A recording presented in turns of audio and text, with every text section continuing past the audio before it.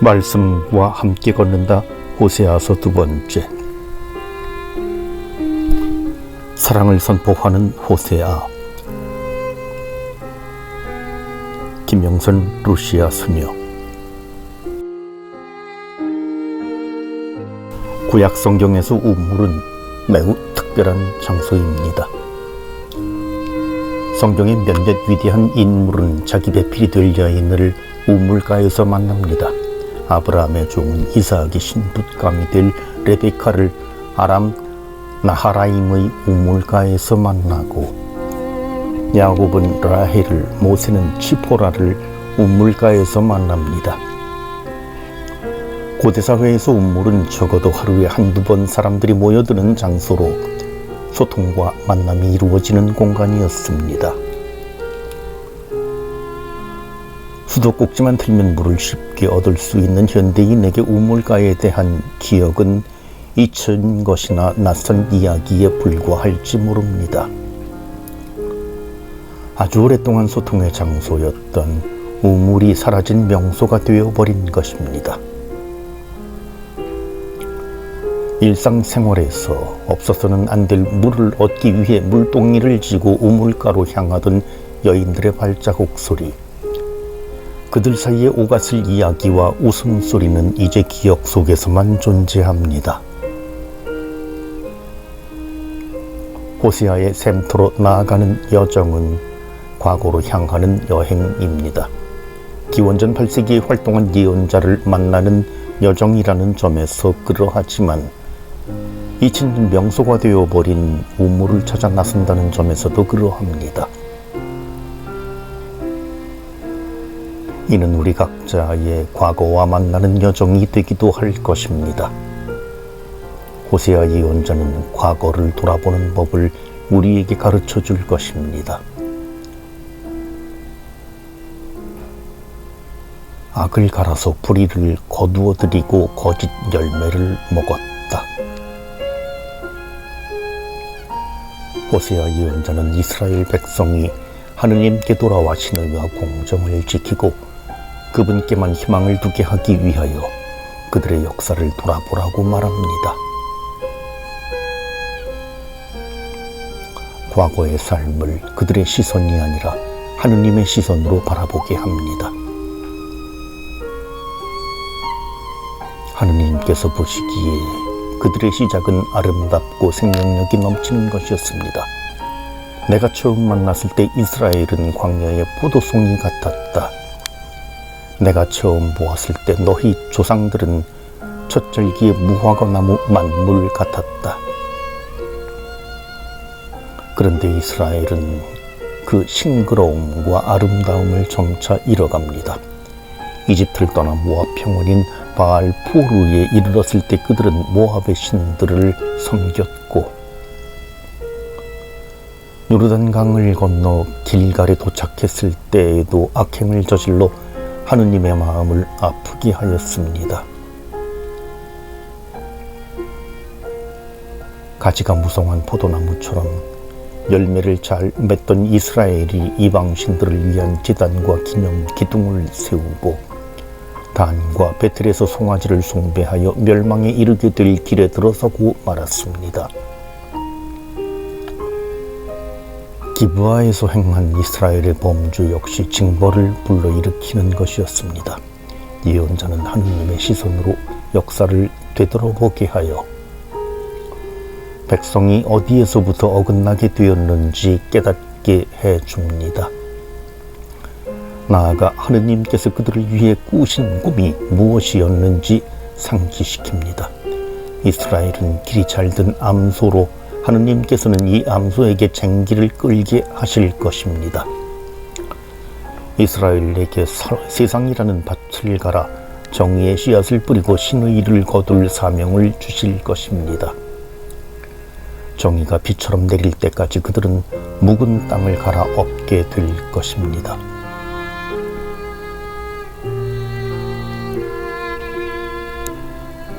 그러나 이스라엘은 세상에 정의의 씨앗을 뿌리는 대신 악을 갈아서 뿌리를 거두어들이고 거짓의 열매를 먹었습니다.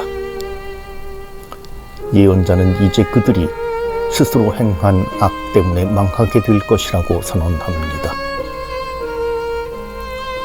그러면서 우리도 같은 방법으로 자신의 과거를 돌아보라고 말을 합니다. 하느님의 시선으로 지난 삶을 돌아보라는 것입니다. 하느님께서 보시기에 우리의 원래 모습은 어떠했는지, 언제 어떻게 왜 그 모습을 잃게 되었는지 살펴보라고 합니다. 하느님께서 우리에게 주신 사명은 무엇이었으며 우리를 위해 간직하신 꿈은 무엇이었는지 자문해보라고 합니다. 이스라엘아, 내가 어찌 너를 저버리겠느냐.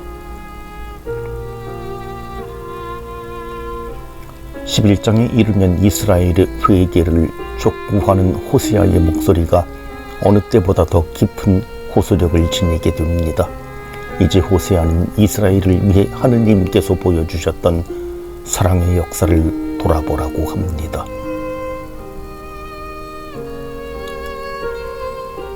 우리는 갓난아이였을 때 어머니가 어떤 정성으로 우리를 돌보았는지 기억하지 못합니다. 어머니가 간간히 들려주는 이야기로 짐작할 따름입니다. 제 막내 여동생은 첫 아이를 낳고 나서야 비로소 진자리 마른자리 갈아주며 키워준 어머니의 사랑을 절감하게 되었다고 말했습니다. 호세아는 하느님께서 우리의 어머니처럼 극진한 사랑으로 이스라엘을 돌봐주셨다고 말합니다. 하느님께서는 이스라엘이 아이였을 때 이집트에서 불러내시어 걸음마를 가르쳐주고 품에 안아주셨습니다. 아이가 아프면 밤새 보살피는 어머니처럼 이스라엘을 돌보셨고, 아이가 마음껏 놀 수 있게 하면서도 혹여 다칠세라 시선을 떼지 않으셨습니다. 젖먹이처럼 들어올려 볼을 비비고 이유식이 따로 없던 시절에 한 것처럼 음식을 씹어 아이에게 먹여주기도 하셨습니다. 그러나 이스라엘은 하느님의 사랑을 알아보지 못했습니다. 하느님께서 부르실수록 그분에게서 멀어져만 갔습니다.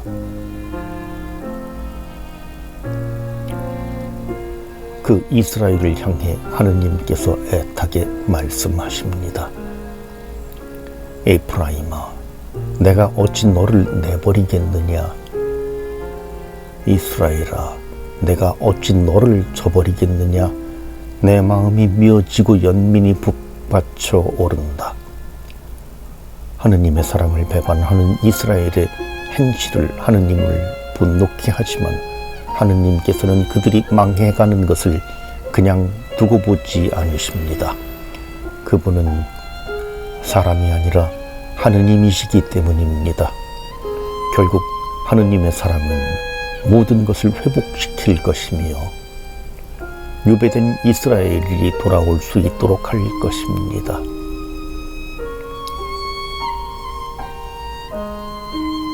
반역만 꾀하는 그들의 마음을 고쳐주고 기꺼이 그들을 사랑해 주리라. 11장이 이스라엘을 향한 하느님의 극진한 사랑의 역사를 돌아보게 하는 것이라면 12, 13장은 이방신과 강대국에 의존하려 한 이스라엘의 배반의 역사를 드러냅니다. 이로써 예언자는 청중이 자신의 배운 망덕을 깨닫고 진심으로 통회할 수 있도록 이끌어줍니다. 하느님께서 우리를 얼마나 사랑하셨는지 알 때 우리는 자신의 배반을 아파할 수 있게 됩니다. 호세아는 이를 매우 잘 알고 있었기에 먼저 하느님의 사랑의 역사를 돌아보게 한 것입니다.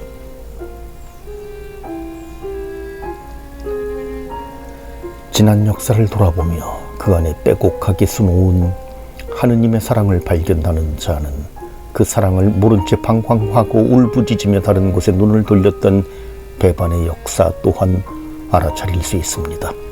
그러나 호세아는 그들에게 아무 염려 말고 주님께 돌아오라고 호소합니다. 그들이 진심으로 주님께 돌아오기만 하면 주님께서는 반역만 꾀하던 그들의 마음을 고쳐주고 기꺼이 그들을 사랑해 주실 것입니다. 하느님께서 이스라엘에게 이슬이 되어 주시면 그들은 나리꽃처럼 피어나고 레바논의 삽목처럼 자라게 될 것입니다.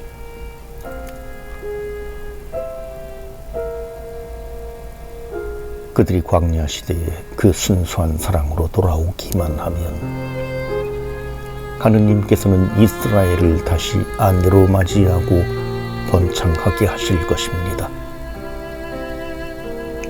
하느님께서는 이스라엘과 영원한 혼약을 맺으시며 하느님의 약혼 선물은 정의와 공정, 신비와 자비, 진실이 될 것입니다. 그러면 이스라엘은 그들의 하느님이 누구이신지 알게 될 것입니다.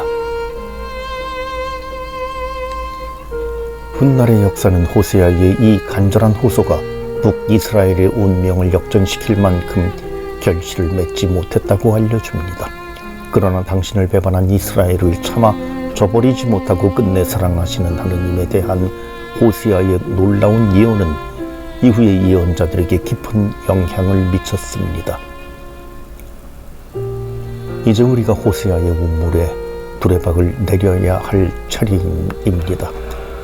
그 물을 마시고 그 물로 정화되어 본래의 모습을 되찾아야 할 것입니다.